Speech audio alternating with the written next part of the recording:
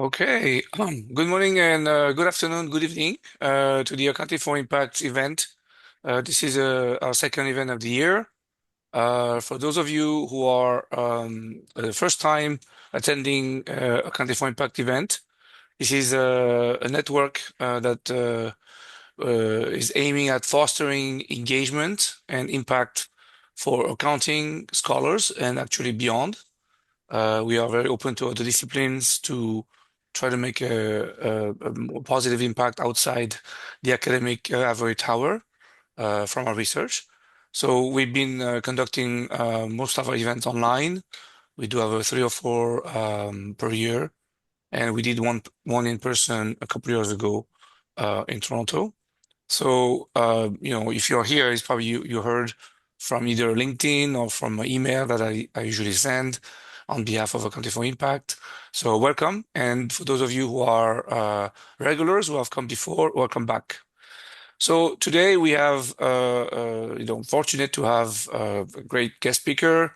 But as we have a team at Accounting for Impact today, today's event will be moderated by Accounting for Impact website coordinator Julie Bernard from the University of Waterloo. So my job is that to hand it to her and then get back to you at the very end. Julie will moderate, introduce first Louise and moderate the session. So over to you, Julie, and thank you again. Thank you, Charles, and welcome everyone. So just quickly, here's how the next while will go. So our guest speaker will speak for about 20 minutes, and then we'll open up for a 25-minute Q&A. So please be thinking of questions as you listen, and then Charles will wrap up at the end. So now it's my pleasure to introduce our guest today. Luis Emilio Cuenca Botey is an assistant professor at INCAE Business School. But what makes his perspective today particularly valuable is that he doesn't only speak from academia, he will also speak from inside the government, where he has served as Deputy Minister of Social and Solidarity Economy in Costa Rica, and he also sat on numerous board of state-owned companies. So Luis Emilio has lived on both sides of a divide that many of us only write about or theorize about, the space between critical scholarship and the practice.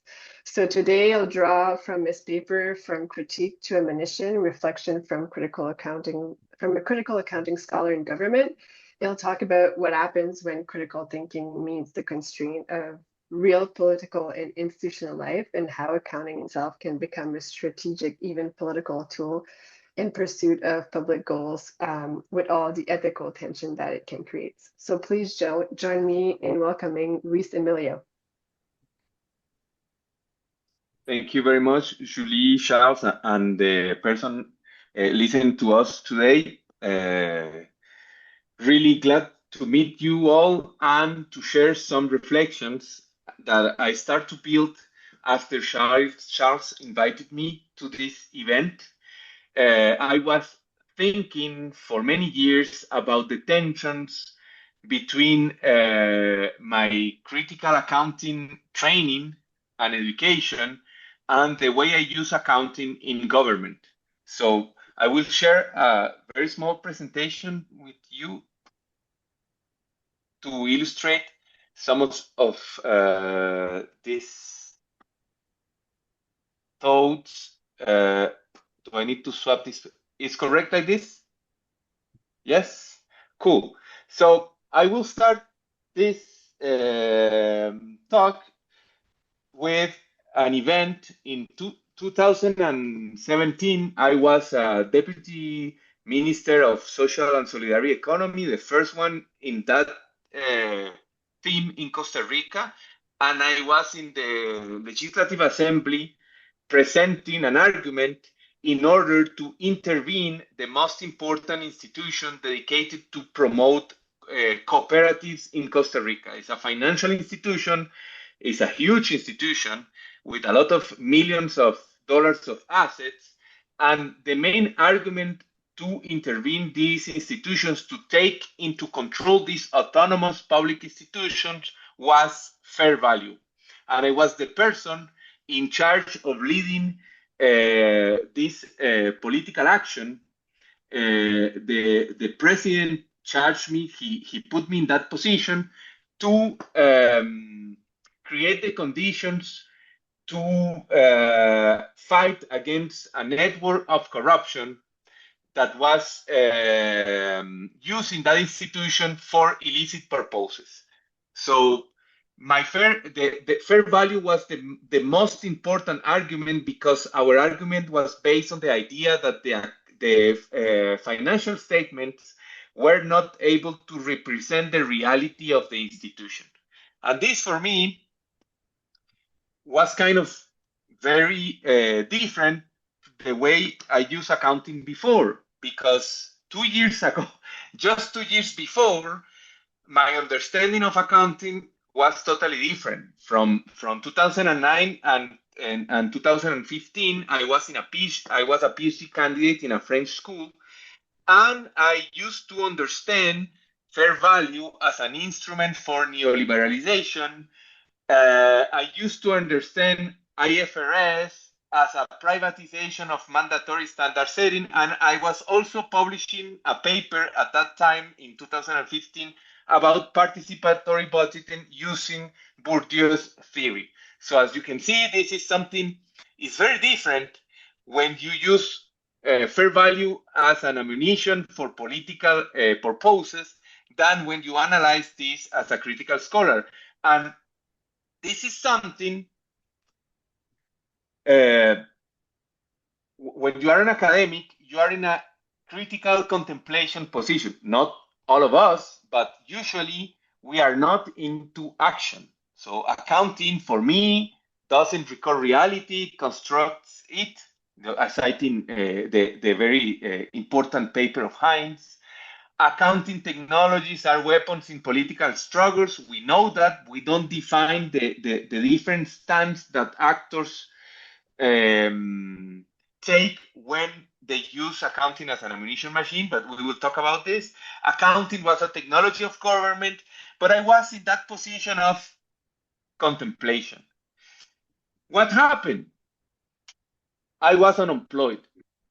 My first children was born in 2014. I decided to come to Costa Rica to work, and it was impossible for me to find an academic position. And this is important to kind of disclose because I was not someone who was in the intention to build a political career, right? So I went to government by accident, just because I was unemployed and I need money to pay for my expenses, my family expenses. So then, when you start to use accounting for political purposes, there is a huge question. What happens when someone who has spent years learning to critically interrogate accounting undergoes a profound shift in social position and begins to use it as an instrument of governing? This is something that questioned me a lot, because there is some ethical dilemmas behind this. And I will talk about this, because before 2015, for me, accounting was socially constructed, but after, it was really an ammunition that I learned to use for power struggles. IFRS and fair value were neoliberal technologies, but after 2015, they became the instrument for political legitimacy and authority. Very important use with a lot of consciousness. Prudential supervision, when we talk about supervision for banking, used to be an assemblage to impose risk technologies against the weaker, but now, after 2015, it became the tools for intervention and change of different financial institutions. So this is a path where, when we start in the contemplation position, accounting is an object of critique, but then the same tools become arguments, evidence, legitimacy, intervention. And this, sometimes, when you start from a critical position and a constructivist one, it creates an ethical dilemma. Because when you want to be persuasive, in the political field, and especially when you are a government official, not a militant from a social movement, when you are a government official, to be persuasive, you need to speak the dominant accounting language. But if you really take seriously the constructivist approach in the critical and interpretative accounting, then you start to reinforce the construction of the reality you use to criticize. For example, using fair value to create a political argument means that you start embracing the neoliberal ideology behind fair value, even though you are not there to promote that kind of ideology. Totally the opposite. In my case, I was there to try to push for social democratic policies, but then to create an argument and to have legitimacy in front of regulators, the supreme audit institution, and even the press or other political actors, you need to adopt the dominant accounting language. So then you start to participate in the creation of that reality that you used to criticize. And for me, at least for me, this was, and it is today, still is an ethical dilemma. And then I start thinking about this dilemma, and I will just talk about this in a very simple way. It's not my will to start entering in a huge theoretical ethical discussion, but let's take some Weberian approach concerning the dilemma. The dilemma is about conviction versus responsibility. For Weber, in his classic, in French is Le Savant Politique. I read that in French, sorry. So politics is intrinsically related to the legitimate violence of the state. So when you are into politics and government, in high decision making, you are in a field of interest, force relations, coercion, conflict. And then if you choose to act with conviction, meaning that your actions are judged or assessed or worth by the fidelity to the principle, I must do what is right, whatever the outcome, then maybe this is a possibility in politics, but when you are pushing for different collective and political action, somehow it's really hard to not be aware about the outcome. So then you have also this other responsibility stance where Weber says politicians, they also can take this ethics of responsibility where an action is judged by its consequences and the actor takes responsibility for it. And this is something I don't have, and Weber doesn't say that, and of course, it's not my intention to say this very simple and easy way to respond to the ethical dilemma in politics and say the correct is responsibility. It's not the case. You are always fighting between the two possibilities. For example, I am totally convinced about the accounting dominant standards and the effect of in society, in institutions, the way they create the conditions for a market-driven society. But then, if you don't use that, the effect of your actions are not as strong as you need and you want, and you need to take responsibility on it. So this is something, for example, in a very specific situation, I'm not going into details, but in a very specific situation where we were in this political struggle about taking into control an autonomous institution to promote cooperatives, I had two options at that time. Using the traditional accounting regulation in the public sector based on the amortized cost, or using the IFRS fair value, market value in order to assess the accounting information of that institution. Option A was theoretically coherent with the institution mission. This is conviction, of course, but option A had zero political traction with legislators, with the media, with supervisors, especially the Supreme Audit Institution, which is in charge of the oversight of public accounts. The option B was to use fair value. It was very problematic for me, but at the same time, it was immediately eligible for dominant actors and very, very strong in terms of political and media effect and communication. So then, trying to reflect about that, and this is work in progress, so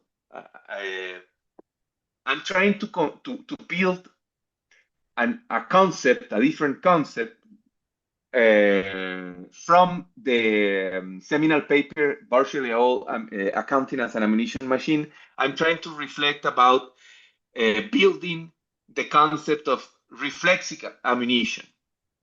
So how do you, when you use the accounting as an ammunition machine, but you try to, but you are aware from a critical stance about accounting that this is creating reality, then I try to introduce this, which is the deliberate and conscious mobilization of accounting technologies that the critical scholar recognizes as a theoretically problematic, yet are employed in pursuit of political objectives the actor regards as publicly legitimate, while remaining fully aware that such mobilization is ethically fraught rather than normatively innocent.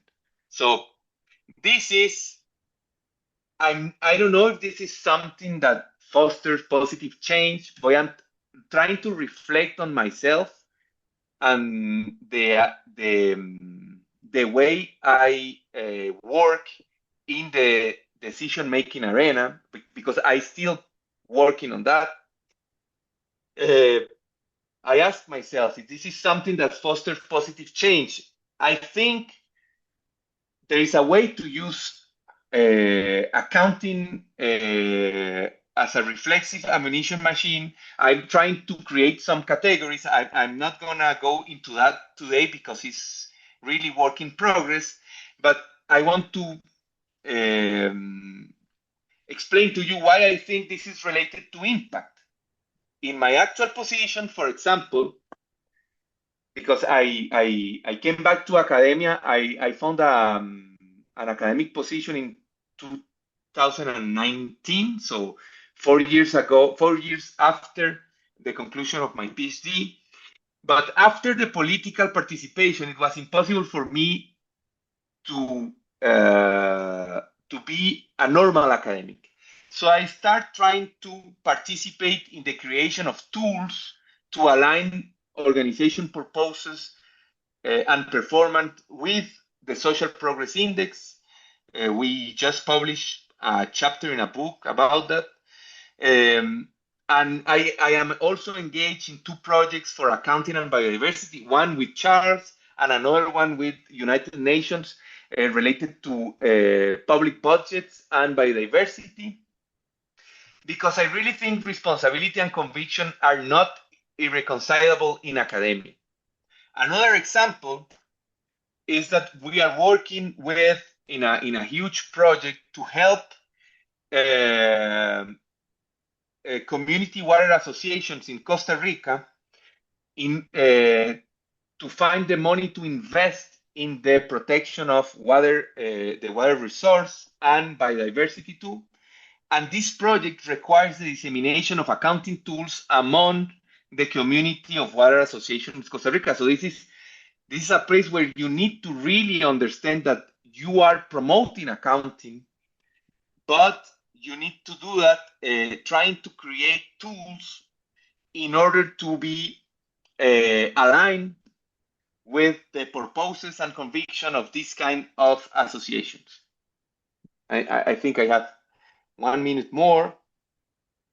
And I have just two final questions for the reflection of this group.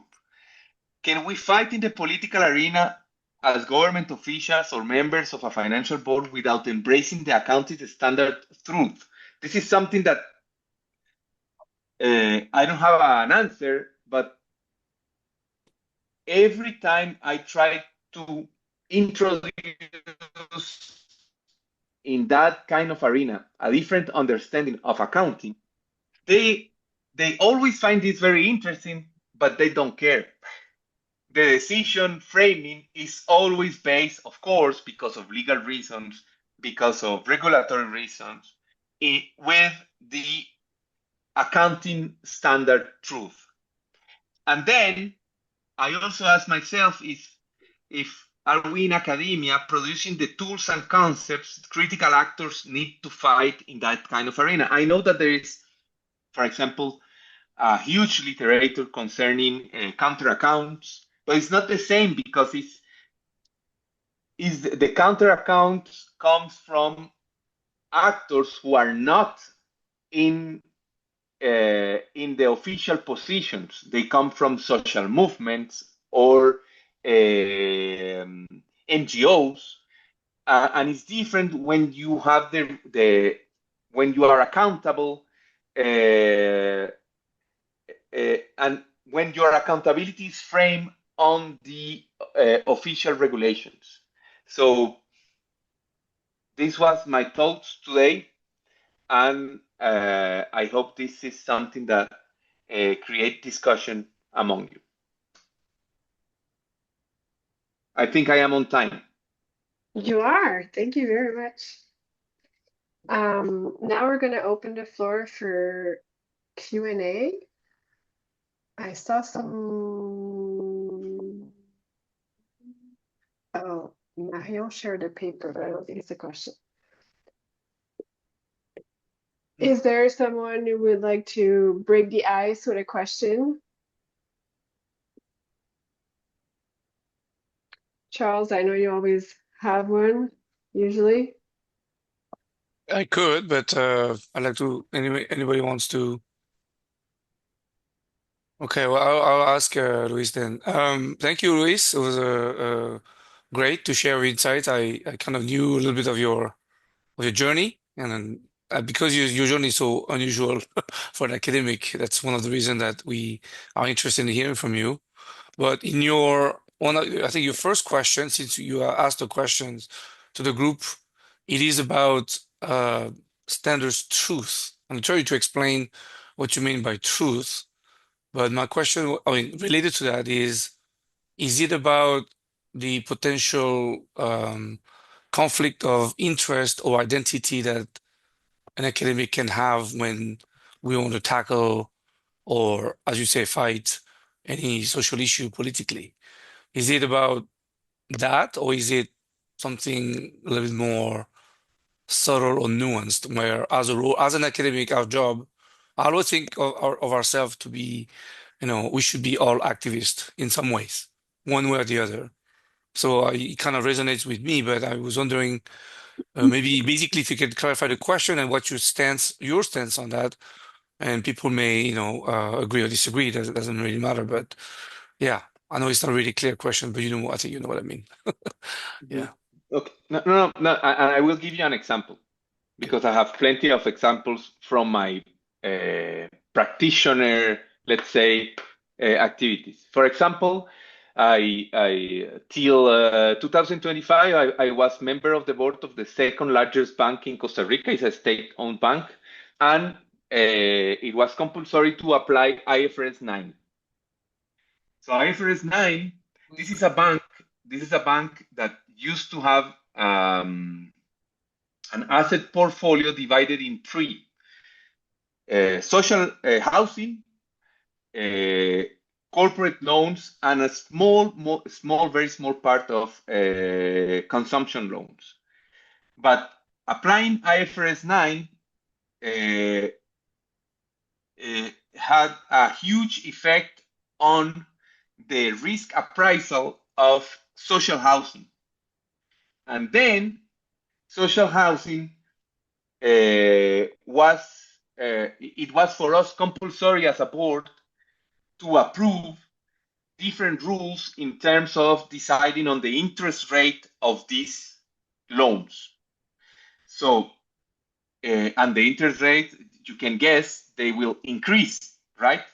Because with the IFRS 9 implementation, this was the truth.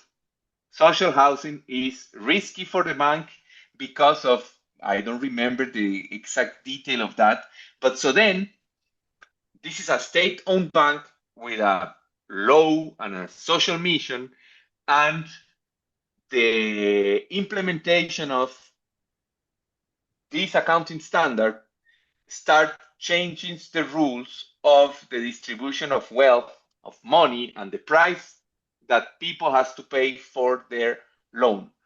This is something that was really uncomfortable for me because I really but at the same time, how can you discuss with a bunch of experts that work for 2 or more years with a lot of data to implement IFRS 9, which is really, really complicated because you need to have a prospective calculation of the risk of the asset, etc.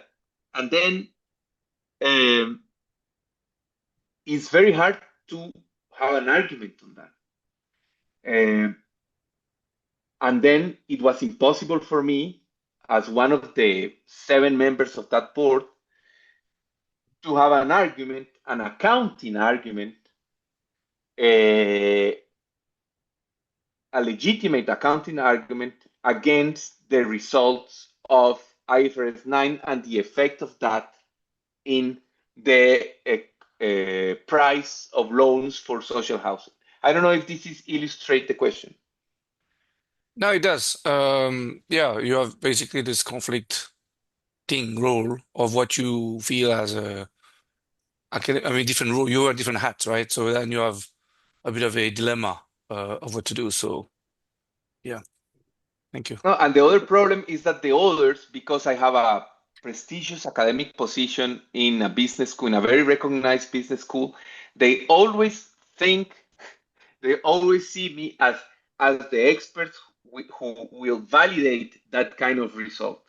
So it's a complicated position, and for me the huge part of the most important activity in accounting is a standard setting, because then all the decisions are based on those standards. It's really hard to discuss and to be very precise if the standard is already set and you need only to implement. Yeah.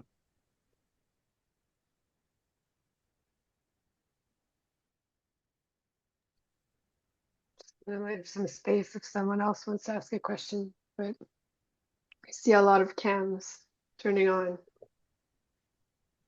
Yeah, go ahead. Oh. Sorry, was it me or somebody else? Okay. Thank you so much. It's super interesting. Also now teaching, like moving from, I'm originally from the US. I did my PhD in the UK. My background was sociology. Then I worked for Apple and wanted to learn about business. So I did my PhD was business and human rights, but it's basically business management, but I never took a business class. And now I'm a professor in a business school in Mexico. But your dilemma reminded me, it's a different kind of dilemma, but a dilemma I also faced being a professor at, a pretty mainstream business school in Mexico. And my students are, MBA students who work, they're already all in business.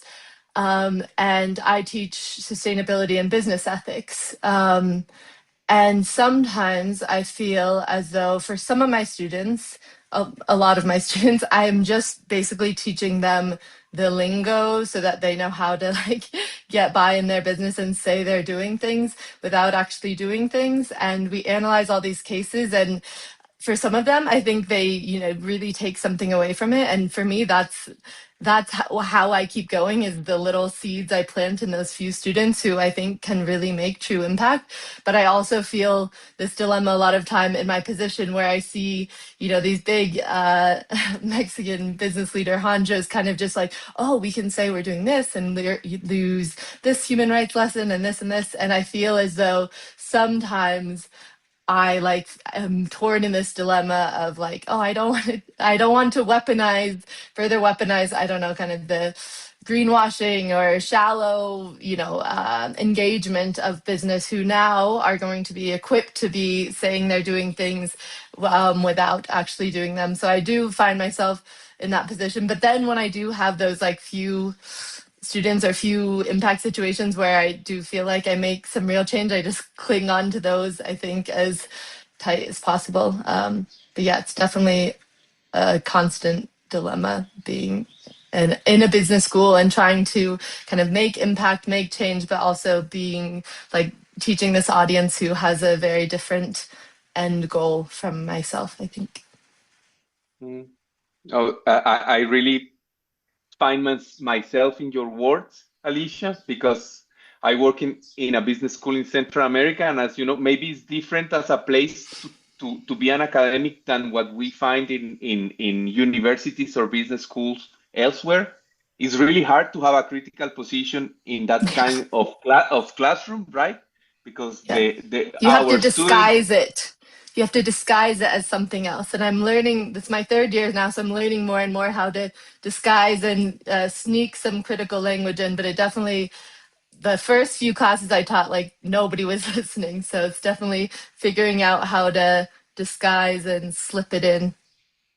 Exactly, and this is and I also have this kind of dilemma in the class, but I think this is something that we all in a certain way we share if we work in a business school, right? We are weaponizing greenwashing, but at the same time, and also sometimes it happens. For example, you are giving very, very powerful tools to people that are going to use it, and they tell to us, I don't believe on that. What I think is that we need to make a lot of money. I don't care about communities. I don't care about environment. This is something that is woke, and I have this in my class, right? And then, well, huge dilemma, Yeah. huge, and thank you for sharing. Yeah. Yeah, very much. Being a gringa in a school in Mexico, I feel like those are issues, human rights, those are issues for the West. They're not, in Mexico, businesses are here for making money. I said, okay. Yes, but on I the said same time, value, it's value, and that money is included in value, but there are other, you know, things included in value. This is my major mission in all my classes, is shifting businesses are for creating value, not for creating only money. Okay, so thank you very much. Sorry, Sorry. I'll let you, Luis, reply. And I also no, saw no, that just a Maria had their question. mic up. Go. Sorry. How can we transform those mentalities? This is something I don't have an answer. I try with my impact projects to incorporate students to to give them the possibility to have enthusiasm in something that is not only uh, financial value.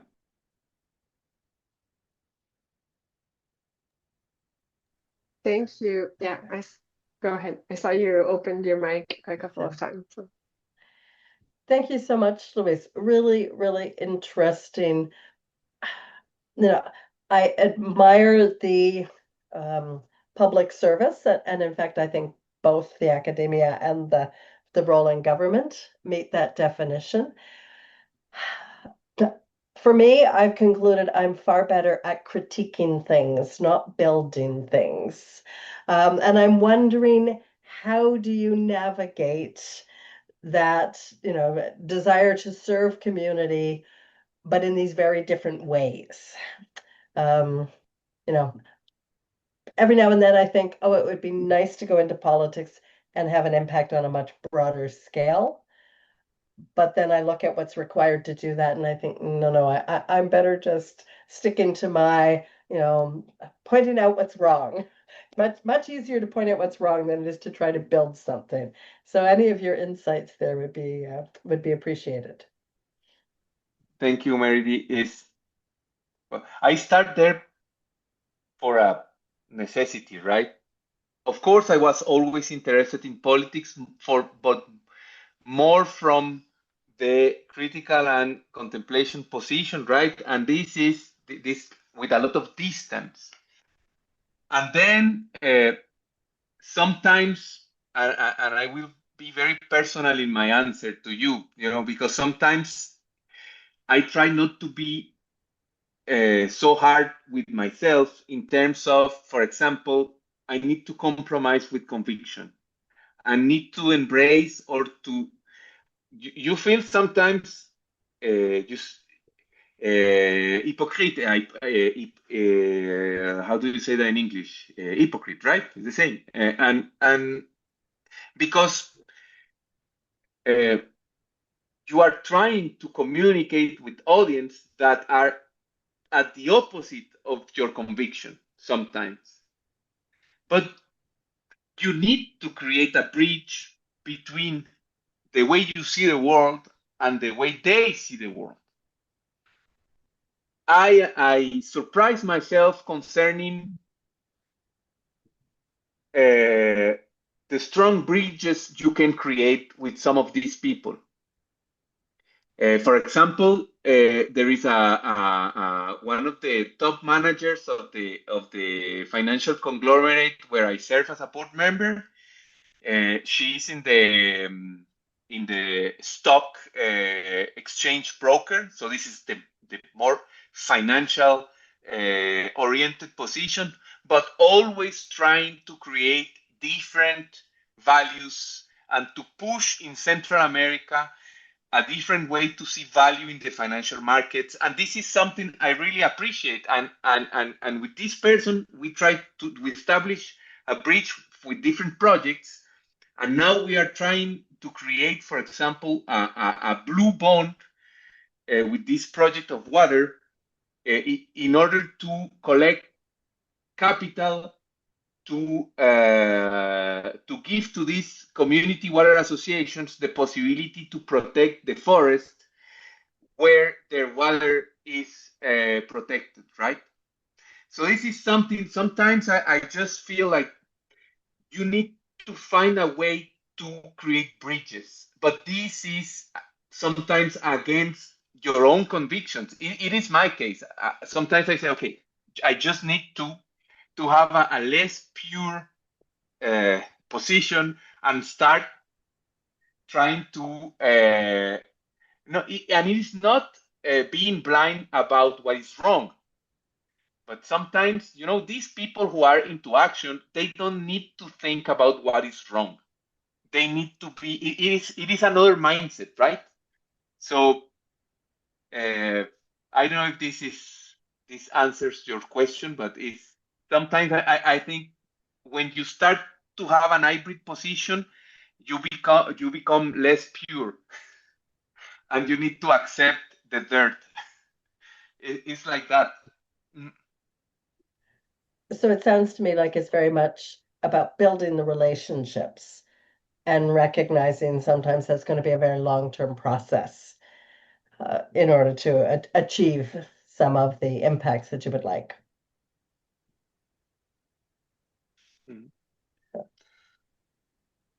I think there is another. Okay, I would read the question.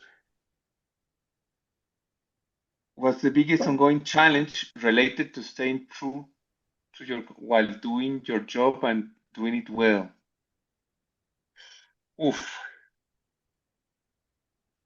The biggest ongoing challenge, I think, is how do the international academia rules and where I work, we are assessed with those rules. They do not promote and appreciate the kind of activities where that I develop. they only appreciate research and research that is published in very good journals. And I think right now, my biggest challenge is how to exist in both worlds without losing legitimacy. And in the academia field, it's really hard to have this kind of hybrid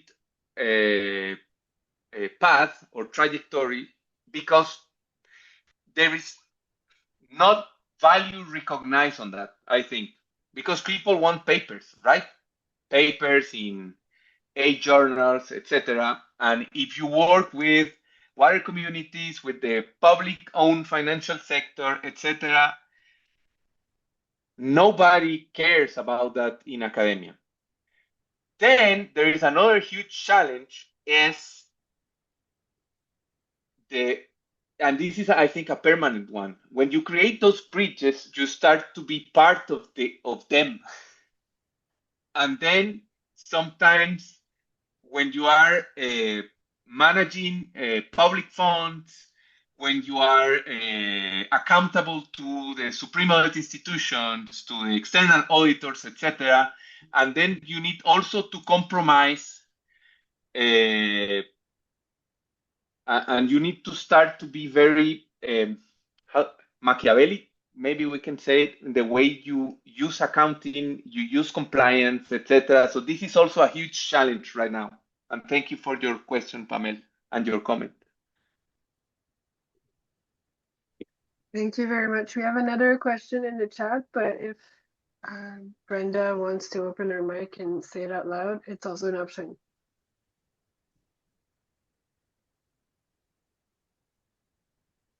No? Luis, are you ready to answer questions about AI? Sorry, I'm trying to open my camera here too, but I'm not having luck. Can you hear me? Yes, but not really well, but I will read the question. So do you see AI as being an hindrance or helpful in trying to balance politics and ethics and in finding accounting for the truth? This is a huge question. And it's also related to my own use of AI, because this is something, maybe not all of you, but I think most of us, we are fighting with that.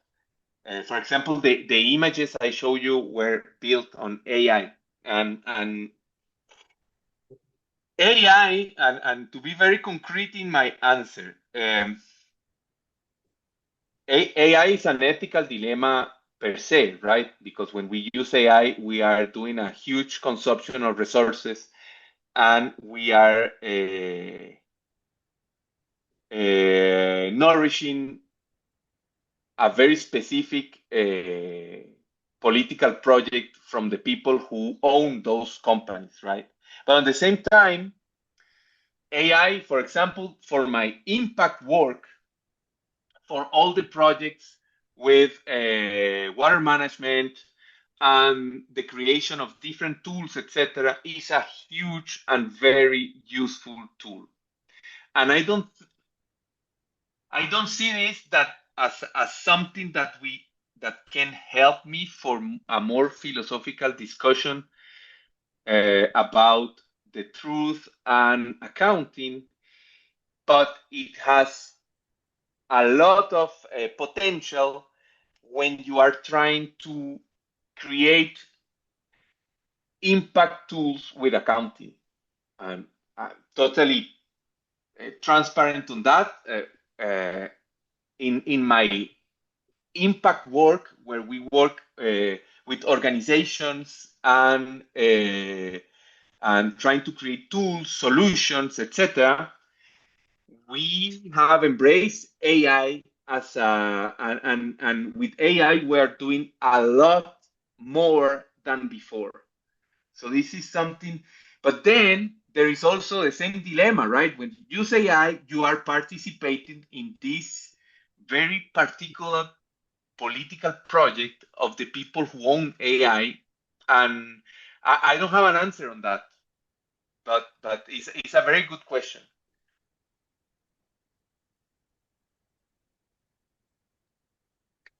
Thank you very much. We have about 10 minutes left. We maybe have time for 2 last questions.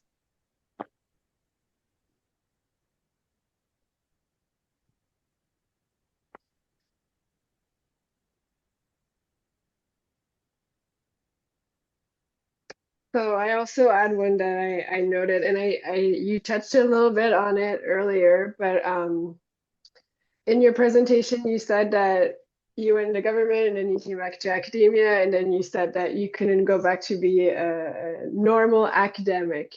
So we've talked a lot about what you bring as an academic to the practice in government, and I'm wondering what the government also brings to your teaching, research. I know you touched a little bit on it as in this very special context of being in Latin America, but I would like to hear a little bit more on what it brings to you as an academic. Teaching is wonderful when you have concrete experiences. They love that because you can discuss the same concepts. I don't know, for example, teaching managerial control and or cost accounting.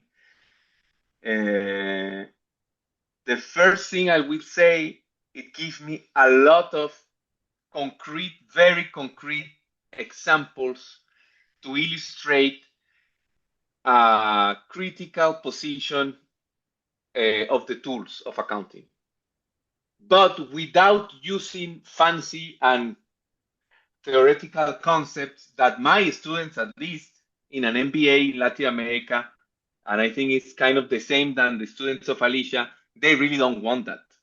They don't care about that, and they don't want that. And you never give to them a research paper to read. They don't like that. They don't.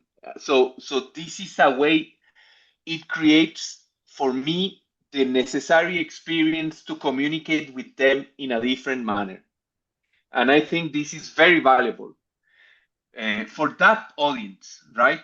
For that audience is really valuable, and then I think it has improved my teaching, and I found a lot of ways to communicate a critical perspective on accounting without saying this is critical, without saying so. This is really interesting. Then for the research part, sometimes, and I will be very sincere, I am frustrated because I feel like we spent a lot of time writing papers and nobody read those papers and nobody cares, and there is a lot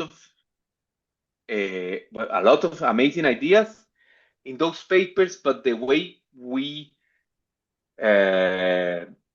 produce those papers and how those papers are communicated to the public, I think they are not doing the necessary impact, and this is something that I ask myself how to improve that, because I feel like all this knowledge produced about accounting is not having an impact in reality. And I know this is one of the purposes of this group. And I remember the first time I met Charles in Colombia, in CPA in Bogota. We engaged a conversation about accounting for impact and asked him, etc. Because I found accounting for impact on the internet, and I was very interested about this initiative because I saw here something that is very necessary to multiply in the whole accounting academia. How can we transform the knowledge we produce in something that is, I don't know if useful is the word, but that is embraced, that it's used by people in practice. And sometimes my experience in government made me think that before the way academics were I don't know, 40 years ago, maybe, more when the borders between academic life and practitioner life were not as clear than today, maybe we need to rethink ways uh, to come back to that kind of form of being an academic.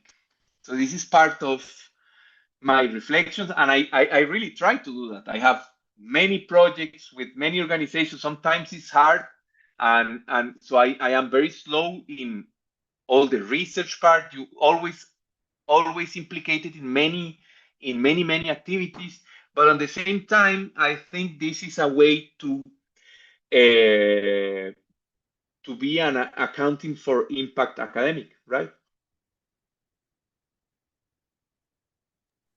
Thank you very much for your answer. And thank you very much for the very nice promotion of accounting for impact. And also, I feel like I did a good job on the website if you found us on the internet, but that's another That's segment. true. Yeah. You have a question on the chat who has a little bit of context. So it is from Nicole. She's talking about government accounting in the US and the use it or lose it policy that can sometimes lead to overspending, mismanagement, and corruption. Government accounting is often viewed as the opposite of traditional accounting when it comes to efficiency. So she's asking, how can government accountants support truth and ethical accountability when budget systems may reward spending the full budget instead of reporting actual needs? This is a very nice question about government accounting, and I don't know. Of course, the main accounting object used in government is budget, right? And budget has this kind of, as we know, the problem is sometimes that people in government they always want to fit the budget, and this is, of course, against efficiency. And I can see, Nicole, thank you for your question. And those are the kinds of when you are a critical accountant, it's very hard to start analyzing a government budget looking for efficiency. When you are a practitioner or when you take this government position, as was my case, you need to start doing that. And I really think there is huge necessity to rethink the way we manage public funds. But on the other hand, there is also a huge challenge concerning the definition of efficiency and efficacy in government spending, right? Because sometimes when we talk about public value, it is really hard to just apply a private financial accounting or managerial accounting into government, as for example, new public management did during the 90s and 2000s, etc. So we know that there is, but there is. This is a very. I don't have an answer on the question. I know that supreme audit institutions are working on that, but sometimes I really feel that we need to work with them to try to question the simple implementation of private sector management accounting tools into government, because government has public goals, and government is accountable also for public value, but this is an intangible, so it's really hard to understand how to measure that. But of course, this is a very good question, and one of my huge concerns in government was always a conflict of interest and corruption.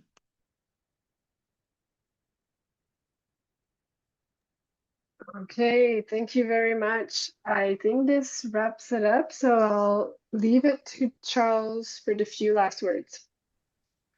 Well, thank you again, Luis. Our meeting in Bogota was fruitful. You're here. We've been developing other relationships. We visited. I think I even came to Costa Rica to talk about account for impact or impact work with your dean, who was highly receptive.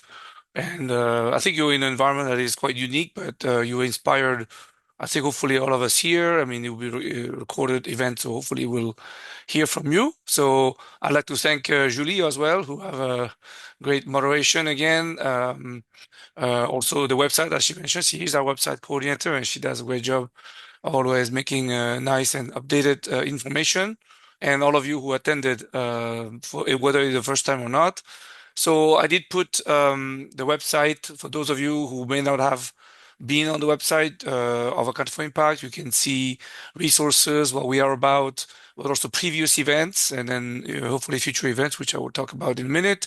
If you have happen to have come to that event, not directly from my email list that I have built over time, you can email me and I'll add you to the list. You have it.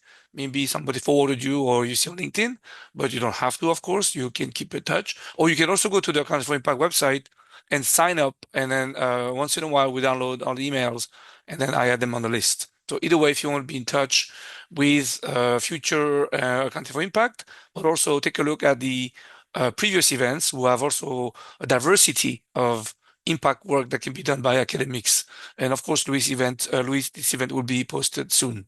So for the next one, we aim to have an event around the end of September after the summer, maybe early October. We have an idea of who the speaker is. It's not 100% confirmed. We aim to have maybe one more before the end of the year to make it 4. As I mentioned, we try to have 3 or 4 events per year. But yeah, do keep in touch with us. We have a LinkedIn. We are lucky to have a LinkedIn page managed by web manager, the social media manager, who posts interesting things. So you can also follow us on LinkedIn. Everything is on the website. And we hope to see you soon at future AFI events. But also, we encourage you to do some kind of impact work that can, make a positive impact to society, just like Luis and others.